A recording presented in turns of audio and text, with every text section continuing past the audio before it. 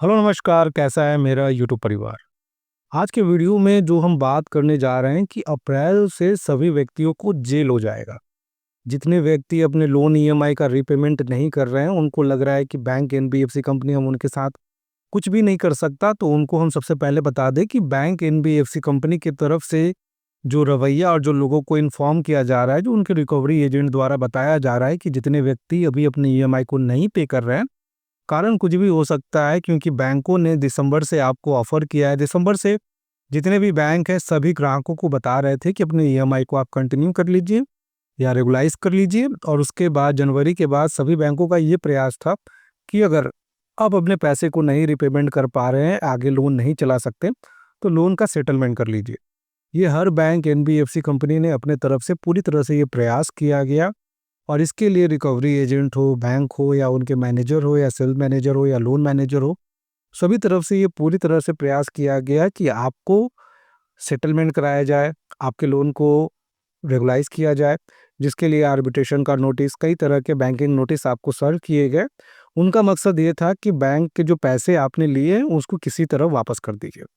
जब ये पैसे मार्च तक नहीं अदा किए गए, राष्ट्रीय लोक अदालत का नोटिस भेजा गया। एक बहुत सुनहरा ऑफर था, एक बहुत सुनहरा मौका था सभी व्यक्तियों के लिए जो अपने लोन के दलदल में फंसे हुए थे कि वो एक समझौता करा सके।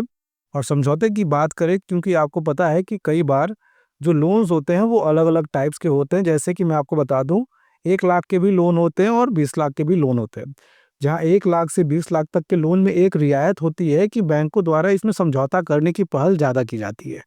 कोई भी बैंक एनबीएफसी कंपनी नहीं चाहता कि इस तरह के लोन में आपके साथ कोई भी जाति की जाए, ज़बरदस्ती की जाए। यहाँ पे समझौता के दौरान आपको अच्छा खासा डिस्काउंट देखने को मिलता है।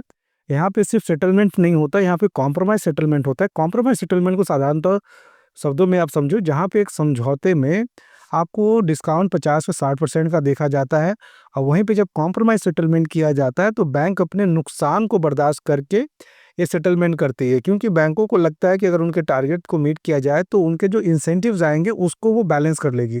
और कहीं ना कहीं यहाँ पे जो लोन मैनेजर्स होते हैं, रिकवरी एजेंट होते हैं, इसमें सभी का काफ़ी ज़्यादा नुकसान होता है।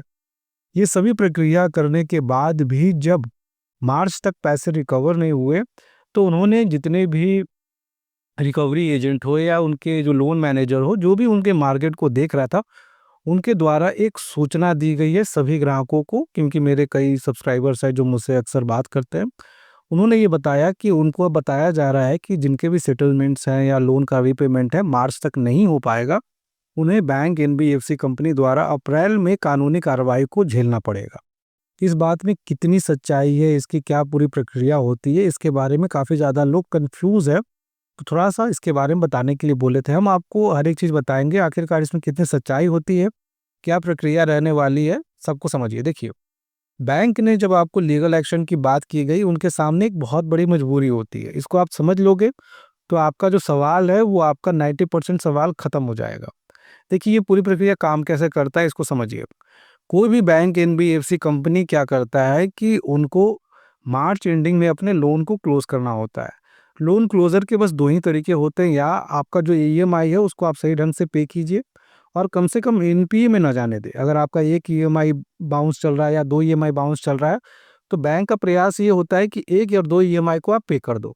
पर किसी भी तरह उनका जो फाइनल ये एम होता है कि उनका जो एनपीए हिट ना करे। एनपीए कब हिट होता है? कोई भी लोन जब आप 90 दिनों तक पे नहीं करते, बेसिकली 92 डेज़ हो जाता है। जब आप 90 दिनों तक कोई भी लोन को पे नहीं करते हो, तो उस लोन को एनपीए घोषित कर दिया जाता है। अब उस लोन से बैंकों का कोई प्रॉफ़िट नहीं होता, पर वो एनपीए है उनके पोर्टफोलियो में दिखता है। अब हर बैंक का जो कैलकुलेशन होता है, अप्रैल माह में देखिएगा एक रिपोर्ट जारी होगा कि इस बैंक का इतना एनपीए है, इस बैंक का इतना एनपीए है। जब किसी भी बैंक का एनपीए बहुत ज़्यादा बढ़ जाता है, तो उस बैंक के जो इन्वेस्टर्स हैं उससे भागते हैं, क्योंकि हर बैंक शेयर बाज़ार में लिस्टेड है। अब शेयर बाज़ार में जो बैंक लिस्टेड होगा, कोई भी बैंक व्यक्ति वैसे बैंक में क्यों इन्वेस्ट करेगा जिसके एनपीए बहुत बड़े हैं। कहने का मतलब है 100 व्यक्तियों को लोन दे रहा है और 27-28 व्यक्ति उसे पैसे ही नहीं दे रहा है। तो ऐसे जब उसको पैसे मिल ही नहीं रहे हैं, तो वो कमाएगा कैसे? जब कमाएगा नहीं, तो उनमें ग्राहक पैसे डाले, क्योंकि आप भी ऐसे बैंक में पैसा डालोगे जहाँ के पैसे रिटर्न ही नहीं आते। आपने बैंक में पैसा डाला, बैंक ने उसको लोन में डाला और लोन रिकवर ही नहीं हुआ। जब पैसे बैंक को ही नहीं मिलेंगे तो वो आपको देगा नहीं। और आपको पता होना चाहिए कि कोई भी बैंक, एनबीएफसी कंपनी जो फाइनली जो अमाउंट को रिकवर करके आपके जो लोन है, जो आपके अमाउंट्स है, जो आपके फिक्स है, जो आपके सेविंग है, उसकी जो सिक्योरिटी देता है वो सिर्फ 5 लाख का देता है। आपके बैंक में 50 करोड़ है फिर भी सिक्योरिटी 5 लाख की है। आपके 5 लाख है तो भी 5 लाख है, उससे कम है तो उससे कम ही देता है। तो इस तरह से ये पूरा कैलकुलेशन चलता है। तो हर बैंक अपने एनपीए को बचाने के लिए काम करता है। इससे पास्ट में भी आपने कई बैंकों को सुना होगा कि अचानक से कोलैप्स हो जाता है, बंद हो जाता है। कारण सिर्फ यही होता है उनके एनपीए बढ़ जाते हैं, इन्वेस्टर चले जाते हैं, जिन्होंने पैसा रखा था वो निकालना शुरू कर देते हैं, तो बैंक पूरी तरह से काम नहीं कर पाती। तो इसी तरह से हर बैंक का जो फाइनल और बेसिक एम ये होता है कि उनका एनपीए कम रहे। अब एनपीए कम करने के लिए वो सेटलमेंट ऑफर करते हैं। तो इसी समय आपने देखा होगा मार्च के समय में सभी बैंक, एनबीएफसी कंपनी ने साम दाम दंड भेद सारे चीज अपना लिए। उनका प्रयास ये था कि किसी भी तरह आप उनको पैसे लौटा दो। इसमें उन्होंने नोटिस का सहारा लिया, उन्होंने आपको डराने का सहारा लिया, सब कुछ कर लिया उन्होंने। जब किसी भी तरह वो पैसे रिकवर नहीं कर पा रहे हैं तो उन्होंने आपको ये बताया है कि अप्रैल से, क्योंकि देखिए जो भी उनका बिगड़ना है वो मार्च में बिगड़ जाएगा। रिपोर्ट सबमिट होगा 5 मार्च से शुरू होगा, या 5 अप्रैल तक ये सबमिट कर देंगे। सबमिट के बाद उनका एक एनपीए लिस्ट आ जाएगा। एनपीए लिस्ट में जितनी बैंकों का कम है ज़्यादा है वो सारा लिस्ट जारी कर दिया जाएगा।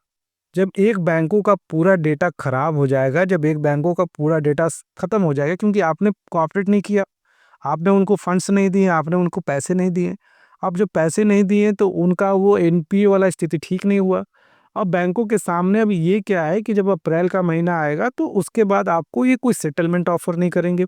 उसके बाद ये आपसे नहीं बोलेंगे कि हम इतने परसेंट डिस्काउंट में कर रहे हैं। उसके बाद बैंक सीधे तौर पे बोलेगा कि आपका इतना बकाया है, आपको ये पूरे पैसे देने हैं। अगर आप पैसे नहीं दोगे तो हम लीगल कार्रवाई करेंगे। देखिए, एक बैंक पूरी तरह से स्वतंत्र होता है।